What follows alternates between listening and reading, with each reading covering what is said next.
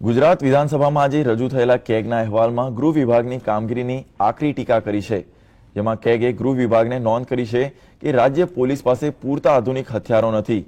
વર્ષ 2009માં આધુનિક હથિયારોની 60% ઘટ હતી, જ્યારે વર્ષ 2015માં ગુજરાત પોલીસ પાસે આધુનિક હથિયારની 36% ઘટ જોવા મળી છે।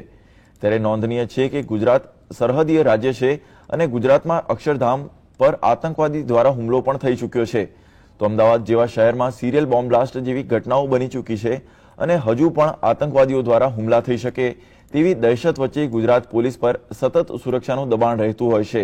ત્યારે જો આવા સંજોગોમાં રાજ્યમાં આતંકી હુમલો થાય તો ગુજરાત પોલીસ પાસે લડવા માટે પૂરતા આધુનિક હથિયારો નથી તે એક હકીકત છે। અને સૌથી ગંભીર બાબત એ છે કે રાજ્ય પોલીસ દ્વારા ધારાધોરણ મુજબ 6704 AK-47 હોવી જોઈએ, તેની સામે માત્ર 1605 છે, એટલે કે 5099 AK-47 ની ઘટ છે, જે ટકાવારીની દ્રષ્ટિએ 76% ઓછી કહી શકાય। તો આ ચોંકાવનારો ખુલાસો કેગના રિપોર્ટમાં થયો છે। ત્યારે સલામતીના બણગા ફૂંકતી ભાજપ સરકારની સલામતીની નીતિ સામે અનેક સવાલો ઊભા થઈ રહ્યા છે।